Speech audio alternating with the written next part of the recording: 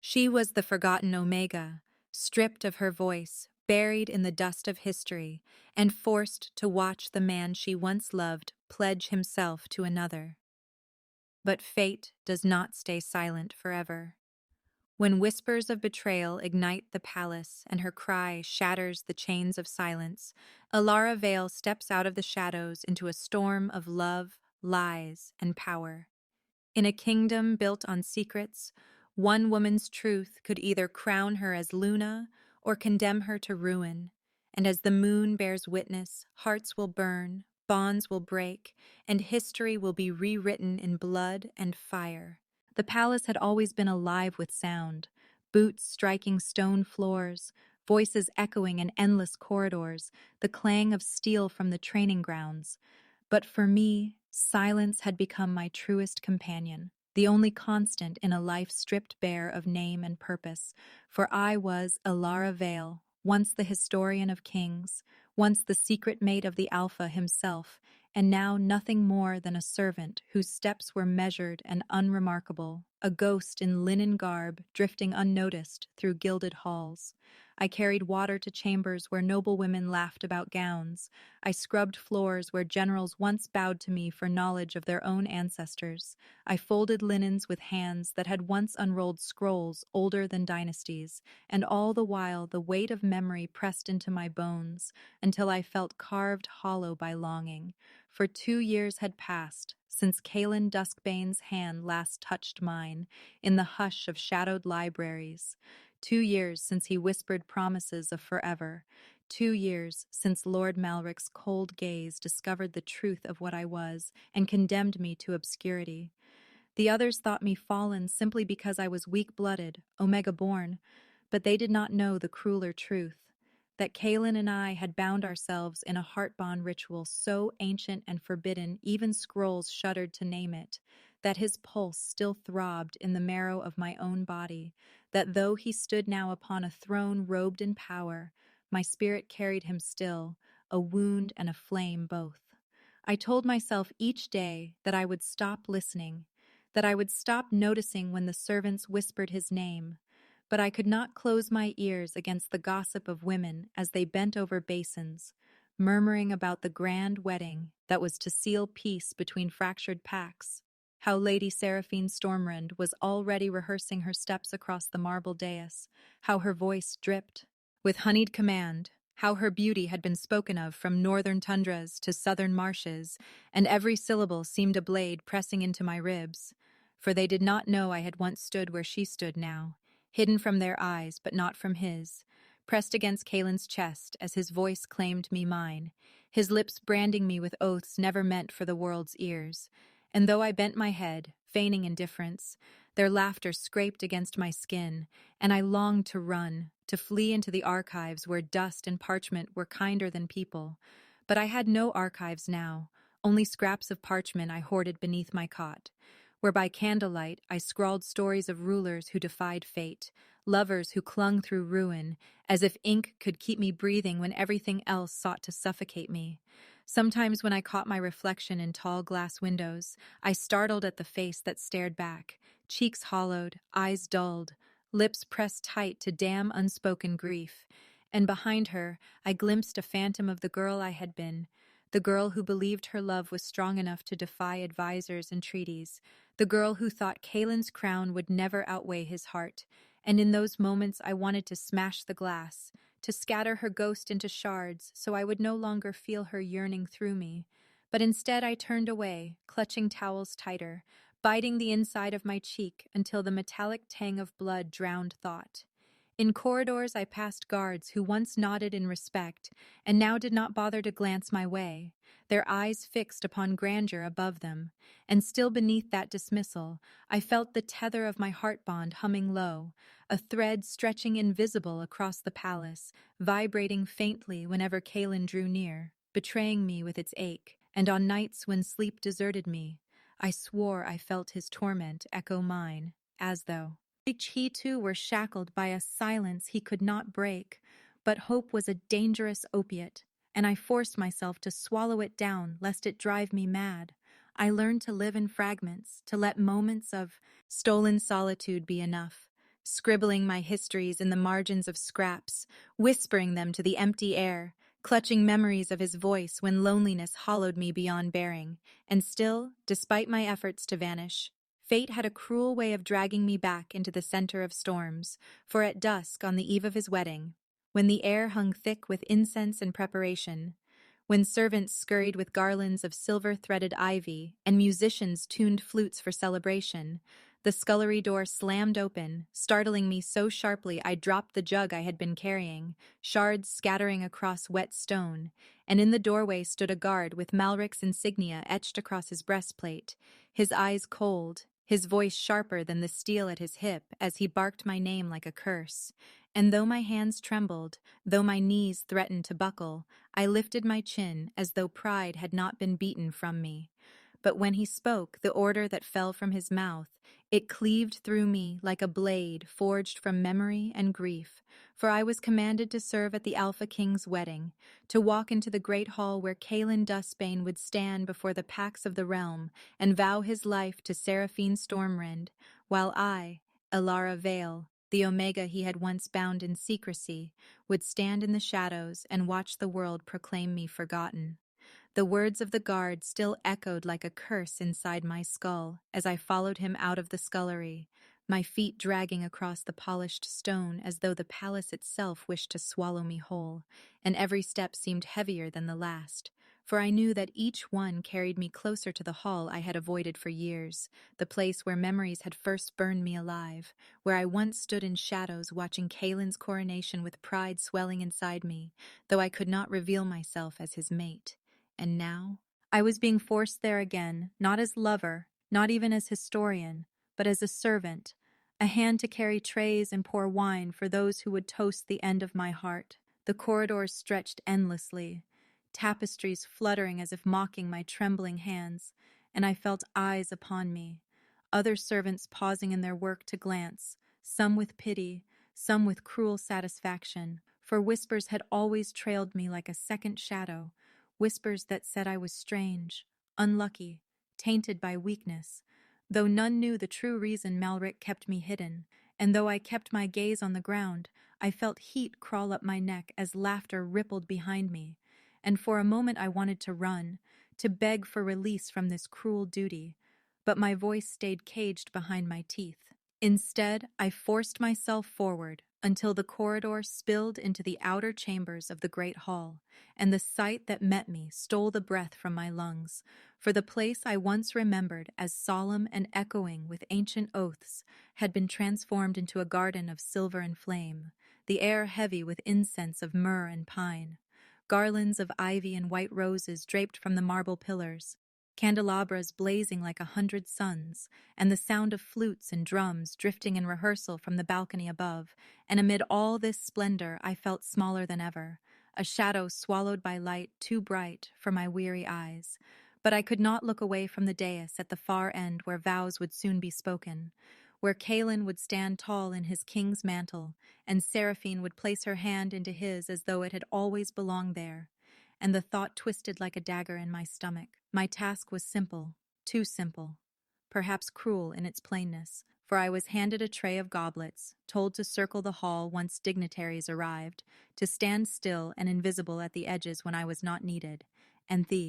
all my fingers clenched so tightly around the polished silver that my knuckles blanched. I forced myself into motion, carrying the weight as though it were not my heart trembling upon the tray. As I moved, I heard them whisper, not about me this time, but about him, about the Alpha King whose name still struck awe into every tongue, how they said he was the fiercest warrior to have ever lived, how he had broken a dozen rebellions with nothing more than his voice, how women across the realm envied Seraphine for capturing him, and though their words swelled like waves crashing against me, I let them wash over my skin, for I had learned long ago that drowning was quieter when one did not fight the tide. But then, as I lifted my head for the briefest moment, my gaze snagged upon the doors of the hall, massive oak carved with runes, and though they had not yet opened, I felt it. The unmistakable pull of the bond thrumming faintly, a low vibration in the hollow of my chest, whispering that Kaelen had entered the corridor beyond,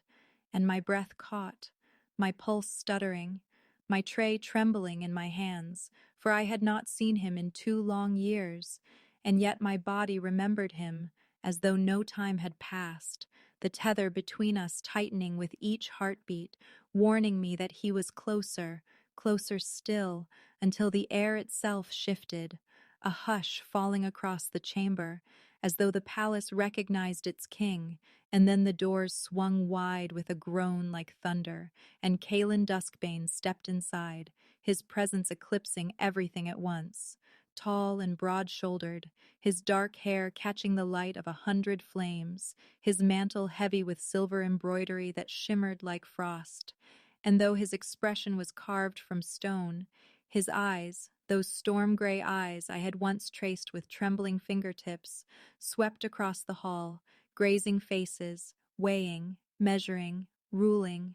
until for the briefest, impossible instant they collided with mine, and the world stilled, sound dying, breath faltering, as though the bond itself had seized time to remind us of what it was, of what it could not be severed from. And though his gaze flickered away almost instantly, the damage was done. My knees weakened, my chest constricted, and I nearly dropped the tray in my hands, my mind screaming at me to look down, to vanish, to remember my place. Yet my heart rebelled, throbbing with the wild truth that he had seen me, that despite the crowd and the finery and the crown heavy upon his head, he had noticed the ghost in the corner who was supposed to be forgotten, and that alone was enough to unravel every defense I had built, leaving me raw and trembling as the music swelled once more, drowning me in its sound. But still I could not stop the echo of that look from searing through me,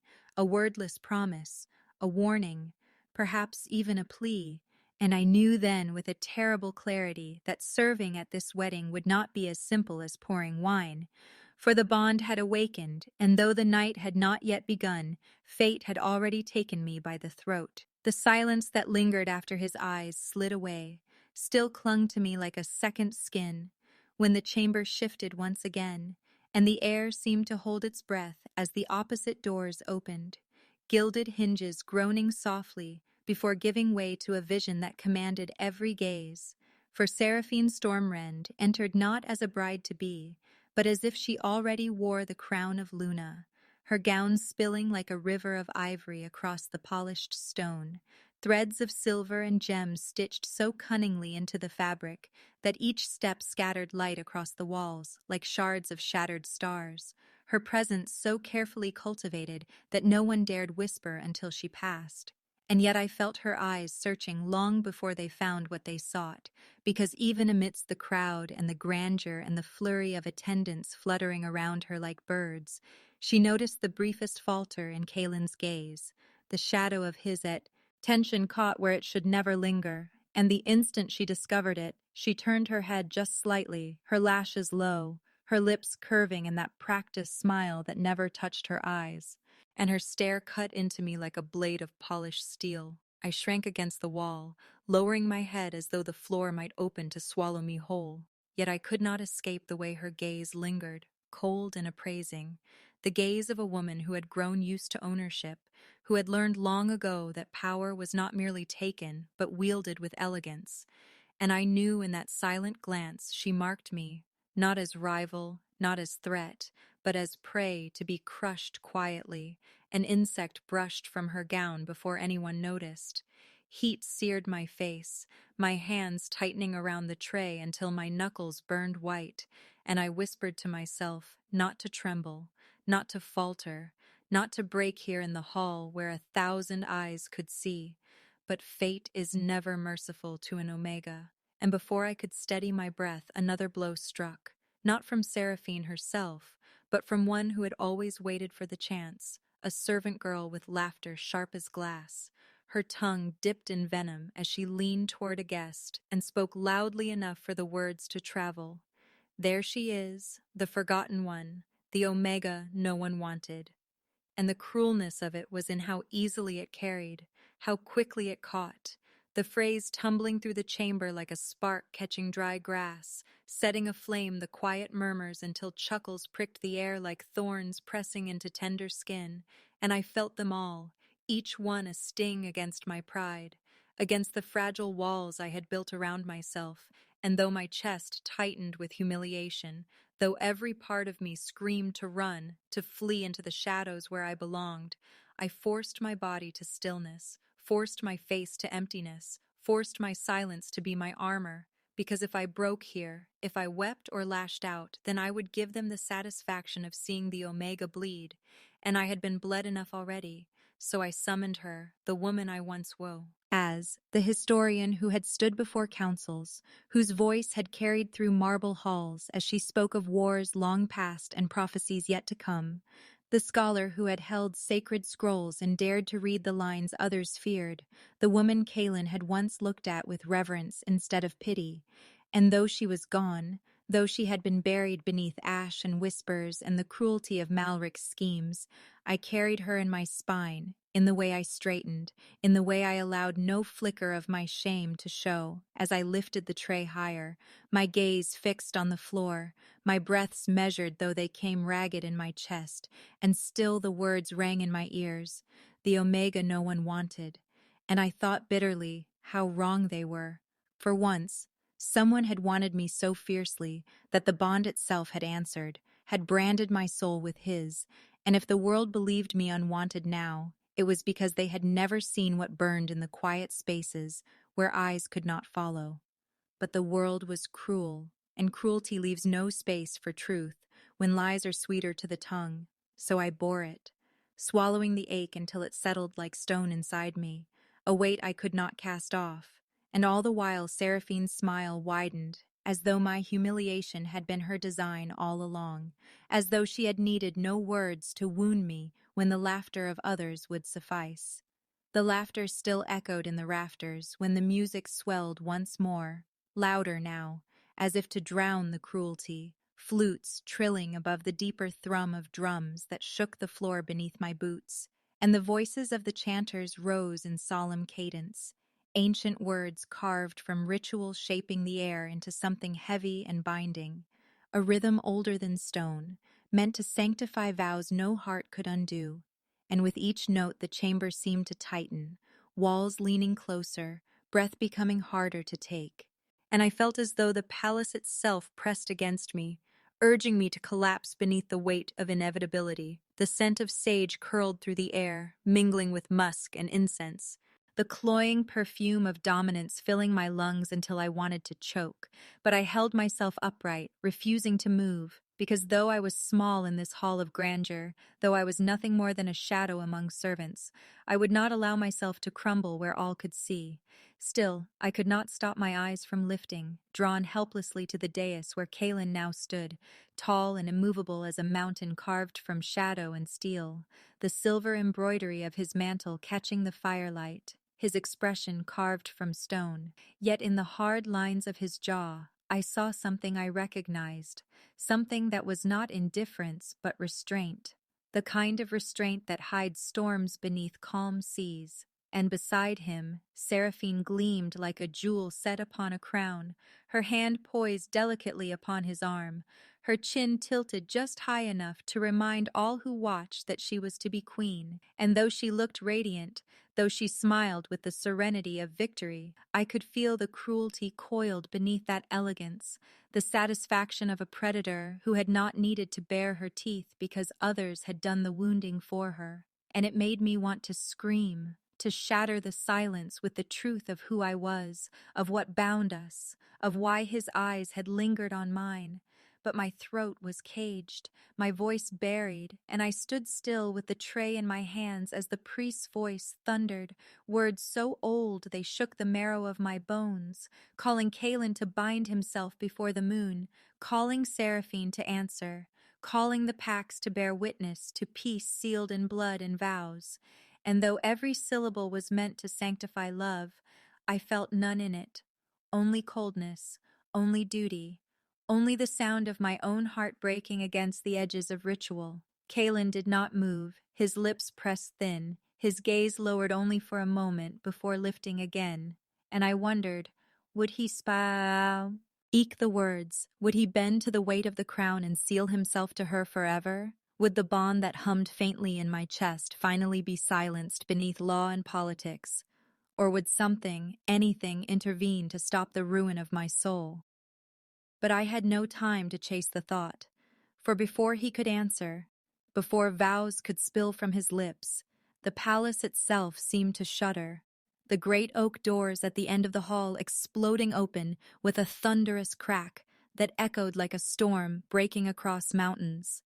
the garlands above trembling violently, candles guttering as gusts of cold air poured in, and gasps tore from the throats of nobles as shadows spilled into the golden hall, vast and sudden, and the music broke off mid-note, silence falling sharp as a blade, every eye whipping toward the gaping entrance where fate itself had just arrived unbidden, and in that breathless pause, standing frozen with my tray heavy in my hands, I knew that whatever stepped through those doors would change everything before vows could ever be spoken. The great doors of the hall shuddered as they were thrust open, the booming sound silencing the choir's chant and freezing the lords and ladies mid-breath, and into that sacred space walked Liriana Moondrake, her presence commanding yet otherworldly, as though the air itself had bent to make way for her, her gown stitched from moonlight hues that shimmered with silver and frost,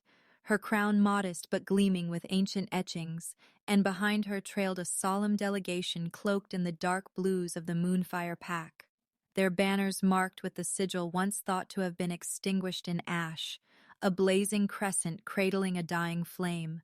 Whispers erupted, gasps pierced the charged silence, and Seraphine's painted smile cracked with fury as she realized the spectacle unfolding before her was designed not to dazzle, but to stabilize everything she had clawed her way toward, and Malrik shifted uneasily, his sharp gaze cutting toward Kaelen as though gauging how far the Alpha King could be bent before breaking.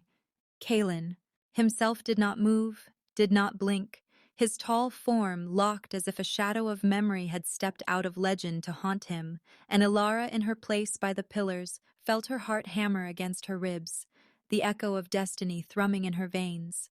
Though she dared not breathe too loudly, dared not draw attention, yet could not look away from this living fragment of history, suddenly breathing in front of her, this princess of the Lost Pack, whose very existence should have been an impossibility.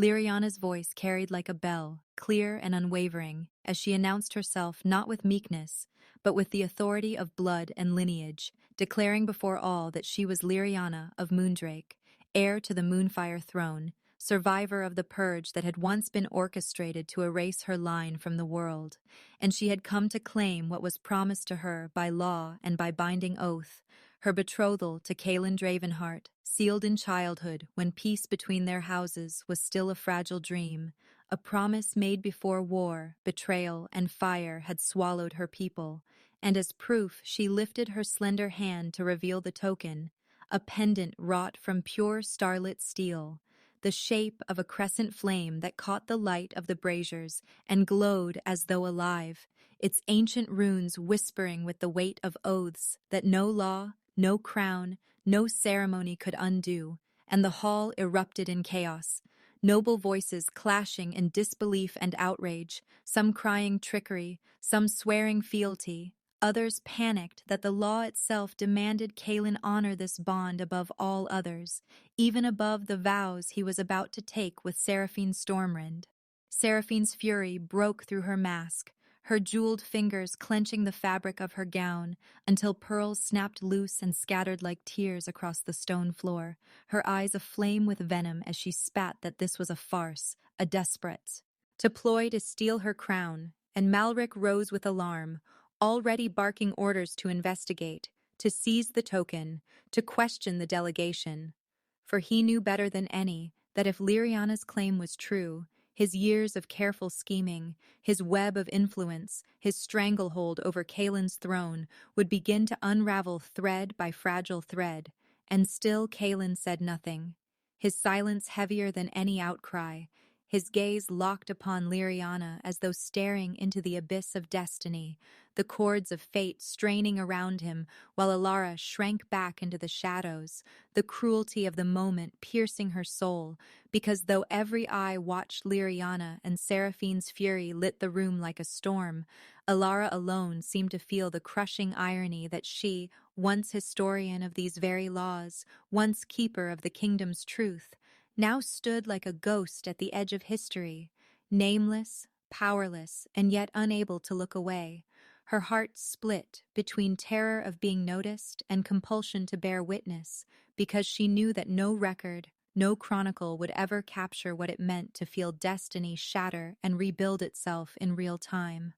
The drums stuttered to silence, the chants faltered, the nobles pressed against each other in disbelief, and at last Kaelen moved, his voice deep and steady as thunder rolling low across mountains, cutting through the storm of voices, not to speak to Liriana nor to Seraphine, but to call a single name that froze the hall in its entirety, and that name was Elara, spoken with authority before the full court, spoken like a command, spoken like a truth none could unhear, and he ordered her, the forgotten Omega hiding in the shadows, to step forth and verify the claim of Liriana Moondrake, as though she alone held the knowledge to decide whether history itself had returned to stake its claim upon his crown. The weight of Kaelin's command struck Elara like a physical blow, her name rolling through the vaulted chamber and silencing every whisper, every breath, leaving her exposed before lords and ladies who moments before had not deigned to notice her.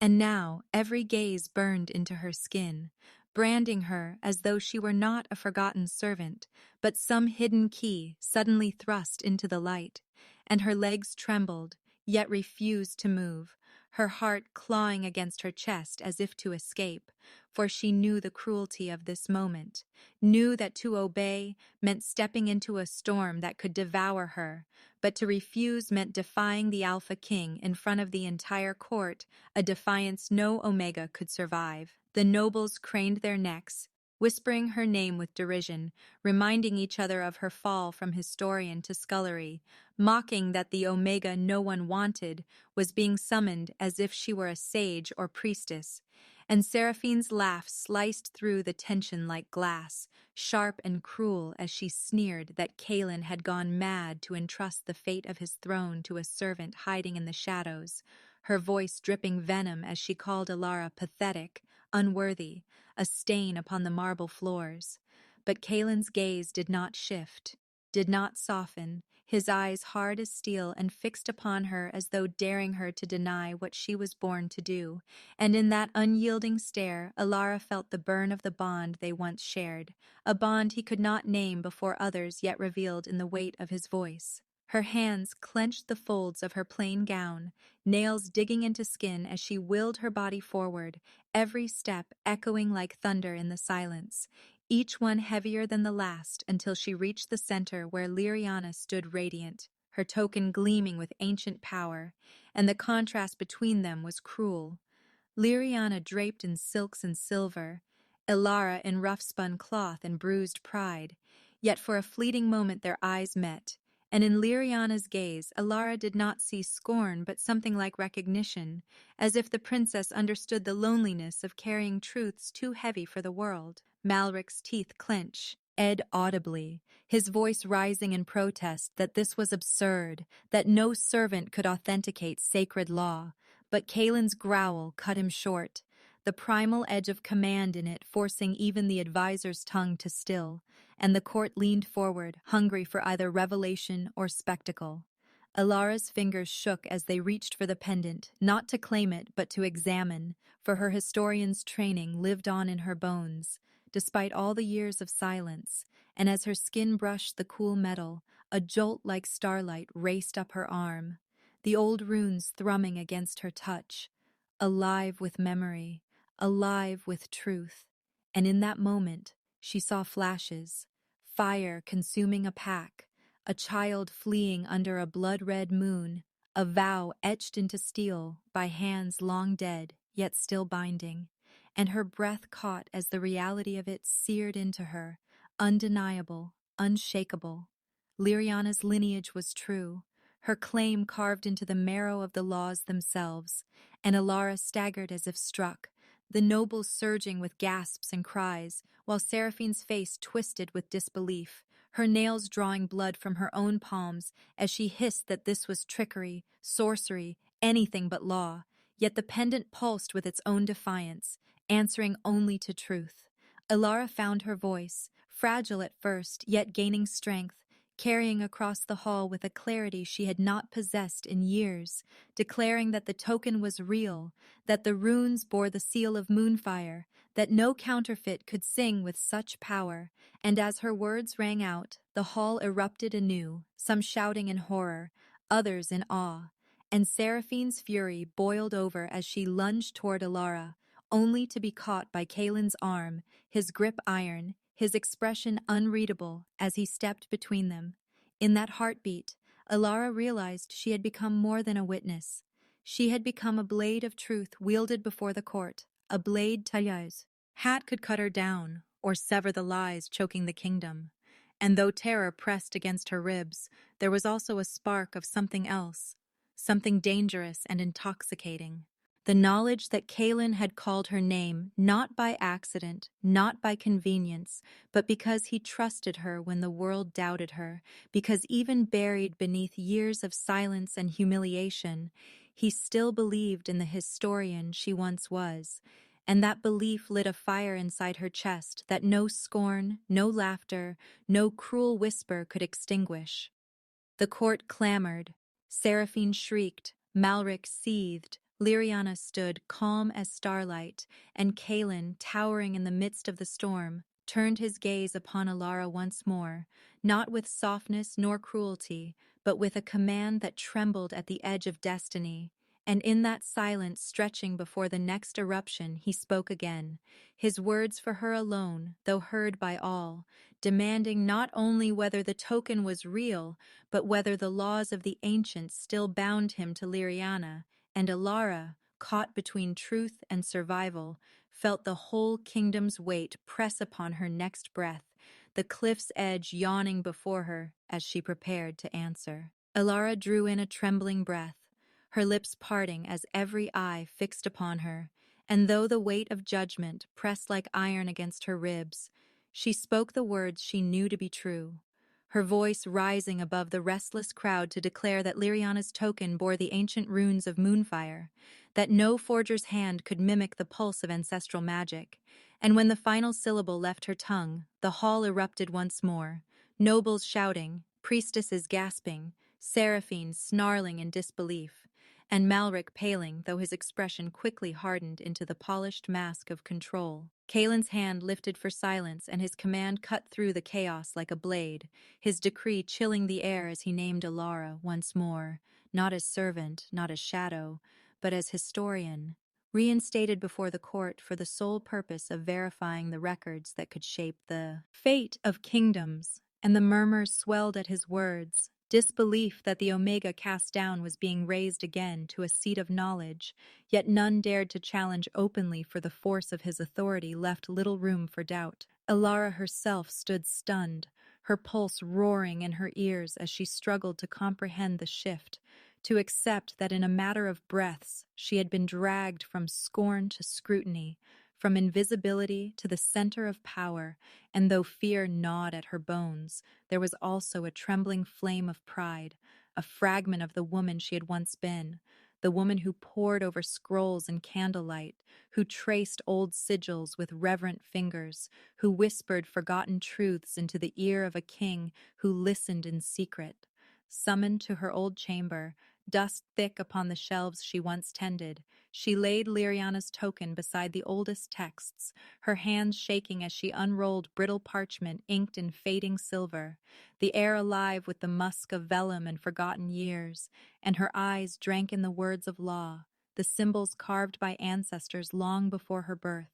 searching for harmony, for proof that the token aligned with recorded truth. At first the match was perfect, the sigils corresponding, the pattern of vows intact, but then, faint, deliberate, cruel, she saw breaks in the record, pages that did not belong, dates that faltered, ink strokes that bore the telltale stutter of a hand, not of that age, and her heart dropped as realization struck like a dagger. The archive had been tampered with, not merely worn by time, but manipulated, twisted to conceal, and though she spoke nothing aloud, her chest tightened with the certainty that Malrik's hand was at work, his reach not limited to courtly schemes, but deep enough to rot the very foundation of truth. She pressed her fingers against the parchment, fury and despair warring within, for to speak of this would invite his wrath, yet to remain silent would let lies fester unchecked. Later, in the hush of evening, Kaelen sought her in the quiet chamber, the torchlight gilding the sharp lines of his face, shadows in his eyes heavy with battles unseen, and for a fleeting moment the king vanished and only the man remained, the man who once whispered her name as if it were a prayer, who once pressed his lips to her hair as if to anchor himself in storms, and his voice broke as he told her he never wished to cast her aside, that Malrik's noose around his throne had left him strangled, that each day without her was a blade twisting in his chest. Her throat burned with tears unshed, the yearning of years clawing through her restraint, yet she answered only with silence, for his regret could not erase the scars of abandonment, and still the bond between them pulsed, undeniable, aching, fragile, yet fierce. Before she could gather breath to speak, the heavy doors of the hall boomed once more, and Liriana's voice rang clear, slicing through the air with accusation like thunder, declaring that it was Seraphine's bloodline, the Stormrends, who conspired in the destruction of Moonfire, her words falling like stones into the ocean of silence that followed, and as the chamber gasped, recoiled, turned in shock, every gaze swung toward Elara, the reinstated historian, the woman whose verdict could shape destiny, and her heart faltered beneath the sudden, merciless weight of their demand. Alara's breath caught as the weight of the hall descended upon her, hundreds of eyes piercing her skin like blades, their voices silenced into a single demand that pressed against her chest until it hurt to draw air, and though her hands trembled, she forced them steady upon the parchment, upon the token, upon the fragments of history that had not yet been erased, her mind racing through symbols and scars of ink, through forgotten whispers etched in silver lines across vellum that no Stormrend hand could fully conceal, and in those moments the voices of the past rose within her like a chorus, leading to be heard, begging not to be silenced by deceit. Seraphine's fury lashed out in words sharp as poisoned daggers, her voice thick with denial, calling Liriana a liar and Elara a fraud, demanding that no Omega's word could stand against the dignity of noble blood, and Malrik's eyes gleamed like a serpent's in the shadows, his lips twisted into the faintest of smiles, as though he had already woven chains of silence around her throat. Yet Kaelin's gaze held her rooted, not with command this time, but with a raw, silent plea that cut deeper than any spoken word, as though he too feared the truth she might uncover, but needed her to be brave enough to speak it aloud. Her historian's training sharpened her mind even as fear gnawed at her belly, and she recalled fragments of record half-buried, accounts of a purge carried out under false banners, fire set not by foreign hands, but by allies who sought to erase an entire bloodline. And when she traced those inconsistencies back, every thread returned to the Stormrend crest, subtle but damning, evidence that could not be dismissed. She lifted her gaze at last, voice steady though her pulse roared, and spoke of missing scrolls, of entries erased and rewritten, of dates bent to fit a false narrative, and the air itself seemed to tighten as nobles shifted, some gasping in horror, others sneering in denial. Yet the crack of doubt had been struck, and it echoed through the marble hall like thunder rolling before a storm. Seraphine screamed that this was treason, that Elara sought to destroy peace with her lies, but her voice shook with desperation rather than conviction, and Kaelin's silence spoke louder than any outburst, his eyes locked upon Elara as though testing her courage against the fire of the court, as though reminding her that truth itself was her shield. But before she could finish her verdict, Malrik surged forward, his voice velvet over steel, twisting her words into shadows, claiming that she was an Omega bent by bitterness, desperate for revenge, unworthy of shaping law. And though his poison dripped into eager ears, Elara refused to waver, for the pendant still thrummed in her hand, ancient magic singing against her skin like a heartbeat too powerful to be denied, proof that Liriana's claim was real, and that the Stormrend line bore blood upon their hands. Liriana stepped closer, her presence calm but fierce, her eyes bright with defiance as she swore by her ancestors that Seraphine's kin had slaughtered hers, her voice ringing so pure and unbroken that even silence bent to it, and she placed her hand upon Alara's arm as if to anchor her, as if to remind her she was not alone in this storm. The hall teetered upon the edge of chaos, voices ready to erupt again, but all waited for Elara, all demanded her truth, all pressed her into a corner from which there was no escape, and she felt the weight of centuries, of lies, of betrayals, pressing down upon her tongue, and as she drew breath to speak what she knew, what she had seen, what she could no longer deny, the torches flickered violently as though the very air resisted, shadows twisting across the walls. And in that heartbeat she knew that whatever words she gave would ignite a fire no power could contain, for the kingdom itself balanced upon the edge of her next syllable. And with her lips parting, her voice rising, she stood at the cliff of destiny as the court leaned forward, waiting for her to either condemn or absolve, the silence before the storm heavy enough to break. The silence fractured before Elara could speak, shattering like glass beneath Seraphine's voice, the Stormrend princess stepping forward with eyes blazing and venom dripping from every word as she accused Elara of weaving lies to tear apart the alliance that promised peace, her tone laced with the authority of her bloodline, yet trembling with desperation. And she called Elara nothing but a bitter Omega, a forgotten servant clawing for relevance, her voice rising to a shriek that echoed against marble walls until it seemed the pillars themselves trembled beneath her rage. Nobles gasped, some nodding to her accusations, others whispering in unease, and the chamber that had been still now surged with unrest, a tide of voices ready to drown the fragile truth. But Seraphine was not content with scorn alone. She reached out to snatch the pendant from Alara's hand, her nails grazing Alara's skin, as though to scratch away the bond between her and the past. Yet Kaelen's hand caught hers mid-motion, his grip iron, his voice low with warning, though the tension in his jaw betrayed the storm inside him. It was then Malrik's silken voice slipped into the uproar, smooth and poisonous, turning Seraphine's fury into a weapon sharpened by his cunning, declaring that Elara was dangerous, that her presence threatened the fragile balance of peace, that her words were crafted to ignite war, and his eyes, cold as obsidian, found hers across the hall with the certainty of a predator watching its prey. His accusations slithered through the crowd, twisting their fear into agreement, and though Kaelen said nothing, though his silence spoke volumes, Elara felt the old terror return, the familiar ache of being cast aside, for the weight of politics pressed upon him, and already she sensed the shift.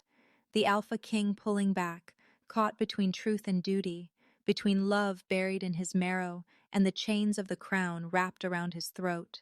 Mira, weaving through the chaos with the stealth of someone who had long lived in shadows, reached Alara's side, her eyes wide and frantic as she whispered warnings too soft for the court to hear, telling her that Malrik had already set his plan in motion, that whispers of her exile had spread among the guards, that her name had been etched onto the list of those to be silenced, and that the advisor would not rest until her body was carried beyond the palace walls, or worse, buried beneath them. Fear licked at Alara's spine, but defiance sparked brighter, for she had lived too long in silence to surrender so easily, yet her resolve trembled when Kaelen's gaze flickered away from hers, the hesitation in his eyes a knife twisting deeper than Seraphine's scorn or Malrik's venom, and for one heartbeat she felt the weight of abandonment once more, as if history were circling to devour her again.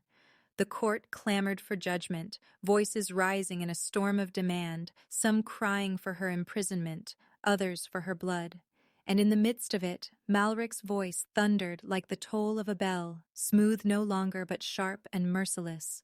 ordering the guards forward, his command ringing with the certainty of law as he declared Elara a traitor to crown and kingdom. And before her eyes could even widen in horror, armored men moved with chains glinting in torchlight, their boots striking against the marble floor like the heartbeat of doom, and the chamber fell into a silence that was worse than noise as all waited to see whether the Omega who dared to speak truth would be dragged away in iron, her fate sealed not by her words, but by the cruelty of power. The clink of chains grew louder with every step the guards took, their eyes trained on Elara as though she were already condemned, and though the hall brimmed with nobles, priests, and warriors, the space between her and the advancing soldiers seemed suddenly vast and empty, the air thick with the scent of iron and fear. Seraphine stood triumphant, a cruel smile tugging at her painted lips, as if Elara's humiliation were the sweetest nectar, her hands folded neatly as though she herself had not just screamed for blood, her composure restored now that Malrik had taken her fury and forged it into law, and Elara's chest tightened beneath the weight of their combined malice, yet still she stood tall, refusing to let her trembling knees betray her spirit, refusing to give them the satisfaction of watching her collapse. Mira gripped at her wrist tightly, whispering through clenched teeth that she had to resist, that she had to fight, that surrender would mean death. But even as her friend urged her to run, to hide, to scream, Elara knew the truth. There was no escape from chains once they touched her skin, no mercy once Malrik's decree had been spoken in public, and though Kaelen's eyes wavered, though something flickered in him, his silence still cut deepest of all, a wound sharper than steel, because the Alpha King's word alone could break this order, and yet it did not fall from his lips. The guards closed the last of the distance, torches casting their shadows long and monstrous across the marble floor, and the sound of their boots echoed like thunder in Elara's ears, until it drowned even the beating of her heart. But then, just as the chains were raised, Mira shoved herself between Elara and the soldiers, her voice shaking but fierce, as she shouted that this was madness, that Malrik's accusations were baseless, that no law gave him power over the historian without trial. And for a heartbeat the guards hesitated, their discipline faltering as the crowd rippled with unease at her defiance. Malrik's lips curved in a smile devoid of warmth, his hands clasped behind his back as he mocked Mira's courage, telling her that loyalty to a doomed friend would drag her into the grave as well, that the palace had no place for those who clung to the weak. And though his voice was calm, the threat in it made Elara's stomach twist, for she knew Mira had risked her life in that single heartbeat of defiance. Yet her friend did not falter, her hand tightening around Elara's wrist as if to anchor her in the storm. The moment stretched unbearably, the court watching with bated breath, nobles whispering wagers under their breath as if her life were nothing but a spectacle, and Seraphine let out a cruel laugh that ran louder than any chant, sneering that Elara would not be remembered as a scholar or a witness to history, but as the Omega who dared to play queen and was dragged in chains before the true rulers. Her words, like arrows, shot into the crowd to stir their cruelty further, and at last Malrik's hand cut through the air in a sharp gesture. His patience ended, his voice cracking like a whip as he barked the final order. "Take her."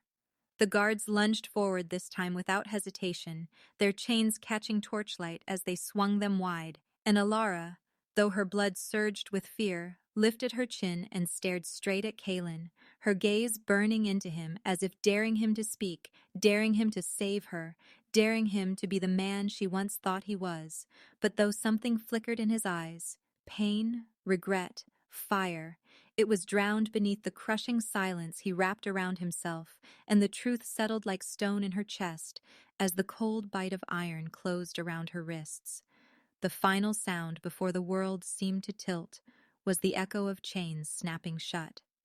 a sound that marked not just her capture, but the unraveling of the fragile hope she had carried, that Kaelen would stand between her and the abyss, leaving her to be dragged across the marble floor, while nobles watched like vultures circling, waiting for the feast of her downfall. The chains cut deep into Elara's wrists as the guards dragged her across the stone floor, her knees scraping with every stumble, the jeering whispers of courtiers blending with Seraphine's shrill command for silence. But the queen-to-be's voice was drowned by the thundering of Elara's own heart, a rhythm of despair and defiance colliding in her chest. For though pain coursed through her body, it was the betrayal, the sight of Kaelen standing frozen, torn between crown and soul, that burned her most. And yet as Malrik's eyes gleamed with triumph, and the order was barked to, "End this mockery forever," something ancient stirred inside her, something she had buried since the day she had been cast aside, the primal essence of the Omega, spawned that no decree, no exile, no chain could ever erase. And as the guards lifted her roughly to throw her down before the hall, she drew breath so sharp it sliced her lungs, her gaze lifting to the vaulted ceiling as if to summon the moon itself. And then it erupted, a sound not of weakness but of power, not of pleading but of truth, a cry that was more than a voice, more than a scream, more than sorrow. It was the cry of the Omega, a shattering wail that split the air like lightning cleaving the night sky, and instantly the hall stilled, every courtier frozen mid-breath, music faltering into silence as the flutes slipped from trembling hands, banners quivering as though windless storms had filled the chamber, and the very walls seemed to tremble as if recognizing the ancient force, this forbidden birthright that none dared name aloud, and through that unearthly resonance her soul bared itself for all to witness, a truth not spoken by tongue, but etched into bone and blood, the truth of the heart bond. And those who mocked her now clutched their chests, their own instincts bowing to the primal command in her voice. And in that suspended stillness she stood taller, though bruised and broken, her chains now feeling as fragile as threads of spider silk. And when her gaze, tear-streaked yet blazing, locked upon Kaelen, the cry called him, pulled him, bound him, for his blood answered hers, his breath caught as if struck by lightning, his wolf surged forward, and before reason could bind him again, he stepped, then strode, then thundered toward her, pushing past Seraphine's clawing hand, shoving aside Malrik's protests, the king no longer silent, but a man claimed. And when he reached her, he tore the chains from her wrists with a single growl, metal snapping as though struck by thunder, and in that moment, the hall gasped as one, for Kaelen Duskbane, Alpha King, stood over Elara Vale with fury in his eyes and possession in his voice, his roar silencing every corner of the chamber as he bared his truth to all. "She is mine." The words crashed through the hall like an earthquake, scattering the fragile balance of politics and alliances that had held the court in suffocating silence. And even those who had doubted, even those who had sneered, knew that what they had just witnessed was beyond defiance of law. It was the revelation of law older than scrolls and older than crowns. For as Kaelin's declaration rang through the chamber, a glow began to kindle at his chest and hers, faint at first, like the shimmer of dawn behind mist, but quickly brightening, spreading, entwining, the luminous pulse of the heart bond ritual flaring into being for the first time before mortal eyes in generations, strands of light wrapping from his heart to hers, winding through the air like threads spun by the moon herself, undeniable, unbreakable. And as the glow spread, shadows fled from the marble floor, the carved wolves along the pillars seeming to bow as if to recognize the sovereignty of something greater than thrones,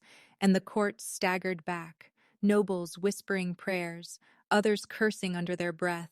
Seraphine's screams splitting the air as she clawed at her gown, as if to tear away the humiliation searing her flesh, Malrik's snarling oaths as his plots unraveled in an instant. Yet Kaelen did not look at them. He saw only Elara, his hand cupping her bruised cheek, his thumb sweeping the blood from her lip, his voice softer now, but no less powerful as he whispered for her ears alone, "I should have never let you go." And though the hall watched, though the world seemed to hold its breath, she felt it as though they stood alone, her body trembling not from pain but from the rush of recognition, of being seen, of being chosen openly and without fear. And even as doubt clawed at her, fear of what Seraphine and Malrik might yet unleash, fear of what this bond meant for the fragile peace, her heart answered, her breath shuddering as her hand found his. Hokaisake, her voice breaking into the silence, not loud but steady. And I was always yours. And at those words, the glow intensified, a great flare of silver radiance surging upward like a beacon, bursting through the stained glass windows and into the night beyond, calling to the moon, to the wolves of every pack, to the very marrow of the realm itself, a light so fierce no denial could smother it. And as the nobles shielded their eyes, as the servants wept, as Mira clasped her hands to her mouth in trembling relief, Kaelen turned to face them all, his shoulders squared, his voice carrying the weight of king and mate alike, ready to carve a path no law had dared before. But before he could speak again, before Seraphine could shriek her next command, or Malrik could snarl another scheme, the silver glow surged once more, brighter, wilder, until the chamber itself shook, and all eyes widened as the ritual's final flare revealed its undeniable truth. Elara Vale was not only bound, not only chosen, but marked before the court as Kaelin's true Luna. And as the light dimmed and the echoes faded, silence fell heavy, broken only by the collective intake of breath as the impossible stood undeniable, the cliffhanger hanging like a blade over the hall. The heart bond had revealed itself for all to see, and nothing, no lie nor threat, could ever bury it again.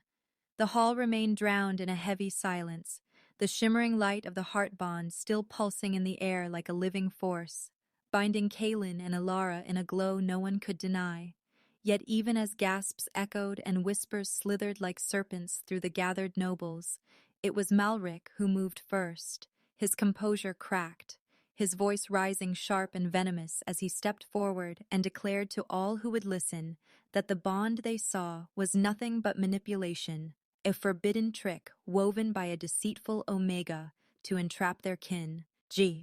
And though the words dripped from his mouth with polished fury, there was a tremor in them, a crack that betrayed his panic, his gaze darting too quickly, his hands curling too tightly around the folds of his robe. Elara stood, her wrists still bruised from the chains, her body trembling but her chin raised, unwilling to cower now that the truth of her heart had burned into the eyes of every soul in the chamber. Yet she could feel the danger brewing in Malrik's words as nobles began to murmur in confusion, some clinging to the glow as divine proof, others swayed by the venom of the advisor who had held their ears for years. Seraphine shrieked above the clamor, her voice raw with rage, calling Elara a witch, a liar, a curse upon the throne. But her words were drowned as Liriana Moondrake, calm as moonlight and steady as stone, stepped from the shadows of her delegation with a roll of ancient scrolls clasped in her hand, her silver gaze sweeping across the hall until all fell silent again. And in that silence she spoke, her voice carrying with it the weight of old bloodlines and broken oaths, declaring that she had seen through the web of deceit long before this day, that she carried not only the betrothal token, but also the testimonies of survivors, the records Malrik had tried to erase, and proof of the Stormrend line's treachery. The scrolls were unrolled with a crisp snap, the parchment inked with seals that had not seen light in decades, and gasps rippled again as symbols of the Moonfire Pack shone beneath the torches, undeniable, unaltered, untouched by Malrik's hand, the truth of their survival and their betrayal staring the court in the face. Kaelin's eyes narrowed, his fury coiling beneath the surface, his shoulders rigid, his hands curled into fists as he advanced on Malrik with the deliberate steps of a predator closing in, his voice low but carrying like thunder as he demanded to know how long his advisor had poisoned his reign, how many lies had been spun to twist his judgment, and Malrik, pale beneath his mask of arrogance, sputtered half-denials, claiming forgery, manipulation, claiming Elara and Liriana had conspired together to dethrone him. But his words rang hollow against the living glow of the heart bond and the sacred seals pressed into the parchment now unfurled before the assembly. Kaelin's fury finally broke the surface, his roar reverberating off the marble pillars as he swore that betrayal in his court would be answered in blood, his voice shaking the torches in their sconces. And for a heartbeat, Malrik faltered, his breath shallow, his hands twitching toward the shadows of his cloak as though searching for an escape. Elara's chest heaved with both dread and relief, for the truth had finally torn through the lies, yet she knew that desperation was the most dangerous weapon left to a cornered man. And even as the crowd's voices swelled with outrage, she felt the weight of Malrik's eyes settle on her, not with fear, but with a glint of something darker, a flicker of calculation that made her blood run cold. The moment stretched unbearably as Malrik's eyes, once cold and calculating, now burned with the cornered fire of a man who knew his empire of lies was collapsing. And though the court roared around him with shouts of treason, of proof, of justice, he seemed deaf to it all, his focus narrowing like a blade's edge onto Elara, the Omega who had returned from the shadows to unravel the chains he had so carefully forged around Kaelen. Her breath caught as she felt his stare, a weight sharp enough to pierce her skin, and instinct whispered that something far worse than words was about to break. Yet she forced herself not to shrink away, for to show fear now would be to give him the victory he craved, and so she lifted her chin, even as her heart hammered against her ribs, even as her wrists throbbed with the memory of chains, and Kaelin's presence behind her was the only anchor holding her steady. Liriana still held the scrolls aloft, her voice rising with defiance, calling on the court to witness the truth, to see that it was not Elara's bond that threatened the throne, but Malrik's hunger for control and Seraphine's lineage of betrayal. Yet before her words could carve deeper, Malrik's hand slipped inside his cloak, and when it emerged, the glint of steel caught the torchlight like a lightning strike. Gasps erupting through the hall as nobles recoiled, guards faltered, and Seraphine let out a shriek more startled than regal. Kaelin's growl tore from his throat, primal and protective, his body tensing to spring, but Malrik moved first, his composure shattering into raw desperation as he lunged forward, the blade flashing toward Elara with deadly precision, cutting through the air in a silver arc that seemed to slow time itself, the sound of his boots pounding against marble, mingling with the roar of the crowd and the thunder of Kaelin's snarl. And in that frozen heartbeat, Elara's breath stilled, her vision narrowing to the point of the dagger rushing for her chest, the world tilting around her as the court became nothing but shadows and echoes, her pulse roaring in her ears louder than the panicked screams rising like a storm behind her. Yet she did not look away. She did not flinch, her eyes locked on the face of the man who had stolen years from her, who had broken the bond of trust between king and court. And she felt something shift within her, a gathering of power deep and primal, the echo of her cry still humming in her veins like a pulse waiting to break free again. Kaelin's voice thundered her name, his body already in motion, but whether he could reach her in time or not was a truth hanging by a fragile thread, for the blade was already descending, already reaching, already gleaming with the promise of blood. And as the hall held its breath, the world balanced on the edge of that dagger's strike, the cliff between salvation and ruin suspended in the shimmer of steel inches from Elara's heart. Time shattered like glass in that instant as Kaelin's roar split two. He air, his body crashing forward with the full might of an alpha king, his hand clamping down on Malrik's wrist just as the dagger's tip grazed the fabric of Elara's gown, the impact so fierce it sent sparks of pain through Malrik's arm and forced the blade to clatter against the marble floor, ringing like a death knell through the stunned court. Chaos erupted at once, guards clashing as Malrik screamed orders to his loyalists, his voice no longer polished but feral, spitting curses that promised fire and blood, and in answer 6 armored men drew steel, rushing into the fray, while Kaelin's loyal guard countered with shields raised and blades flashing. The great hall transformed into a battlefield beneath banners of peace now tattered by the storm of treachery.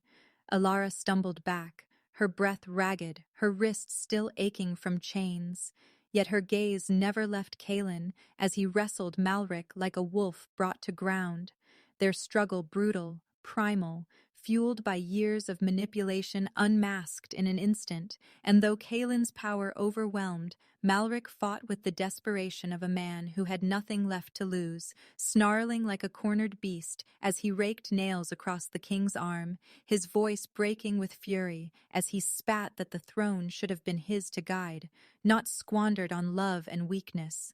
Across the chaos, Seraphine shrieked like a banshee, her gown torn as she lunged not at Kaelen, but at Mira, the one fragile soul who had dared stand in defense of Elara. And with venom dripping from her voice, she called her a rat,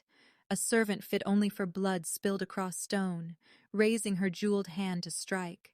But Elara's body moved before thought could catch her, shoving Mira behind her with a fierce cry, catching Seraphine's wrist in a grip born of fury, not fear, her voice low, steady, and sharp as steel as she declared that no more blood of the eye, innocent, would be spilled by Stormrend hands. The court froze for a heartbeat, stunned by the courage that radiated from the Omega they had once dismissed as invisible, and Seraphine's mask cracked, her eyes wide as Elara twisted her hand away with strength she did not know she had. Her poise, that of the historian once trusted with truths now laid bare before all. Loyal guards seized the opening, their shields knocking Seraphine back as they dragged her shrieking toward the dais, her voice echoing with denials, threats, and promises of vengeance. But the scrolls Liriana had unveiled still lay unfurled in the center of the hall, their inked proof undeniable, and the noble's whispers had turned into open condemnation,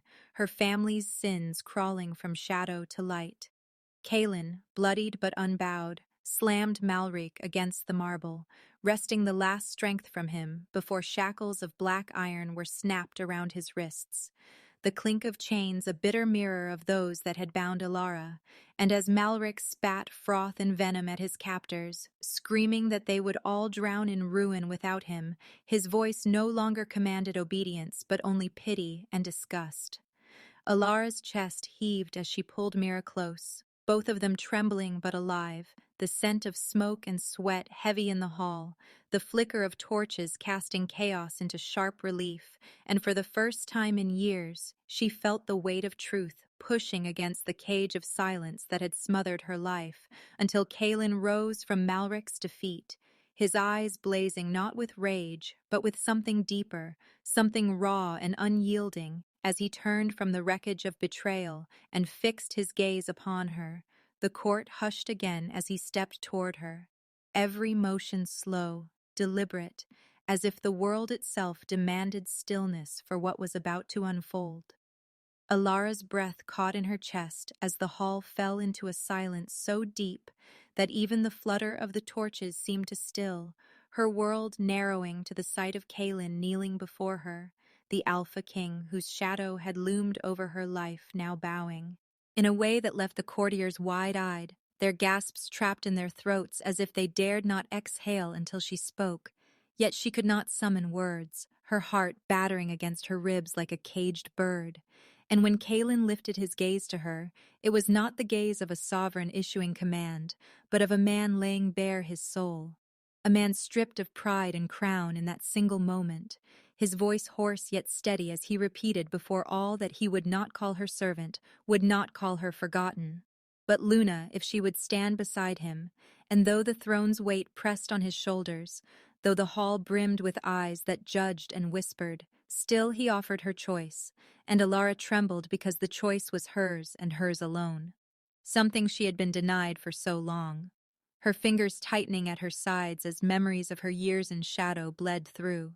Scrubbing floors in silence, hiding her ink-stained hands, listening to the echo of history she once recorded now used against her. And yet here was history folding itself around her again, reshaping itself by Kaelen's vow, and before she could answer, the ripple of movement at the far end of the hall drew every head as Liriana Moondrake, regal in her silver mantle, stepped forward with a calm that carried the weight of storms. Her presence neither rival nor enemy, now but something other, something older, and she held in her palms the token of her childhood betrothal, its gleam dulled by age, yet still carrying the binding mark of law, and with the solemnity of one reclaiming her birthright, she raised her voice, clear as crystal cutting through the tension, declaring that the bond once tied by ancient decree was no longer hers to bear, that she, heir of the fallen Moonfire pack, dissolved the pact laid upon her by dead hands, reclaiming her sovereignty, reclaiming her freedom, and with each word, she spoke the air in the hall shifted, a murmur swelling among nobles and guards alike as they bore witness to a moment none had expected. For it was not only Kaelen who chose, but Liriana too, who cut, herself free of chains forged by ancestors, her eyes shining not with envy, but with a fierce kind of pride as she pressed the token into Elara's trembling hands, her voice softening as she said that truth demanded new roots, not the withered bindings of old law, and the court stirred, their shock giving way to awe, for they saw not rivalry, but recognition, not enmity, but respect. And Kaelen rose then, slow and deliberate, the weight of crown upon him, yet his hands sought Elara's as if nothing else in that moment could anchor him, and in the hush of the hall where shadows of betrayal still lingered, he lifted from the dais a circlet wrought in silver and obsidian, the mark of his Luna, his mate, his equal, and with unflinching resolve he set it upon her brow, the cool metal kissing her skin as a hush fell so complete it felt like the world itself held its breath. Then came the sound of hundreds of bodies bowing as one, the court, the packs, bending not to deceit nor manipulation, but to the union they could not deny. For the glow of the bond still shimmered between Elara and Kaelen like living fire, and in that glow the kingdom felt new, as though the lies and chains that had smothered them had at last been broken, and Elara, once the forgotten Omega, felt the ground steady beneath her feet for the first time in years, though her heart ached with both wonder and fear, for she knew history well enough to understand that endings were never so simple, yet for that heartbeat under the vaulted roof of the great hall, with Kaelin's hand warm in hers and the weight of the circlet pressing lightly against her brow, she allowed herself to breathe, to believe, to stand not in the shadows but in the light,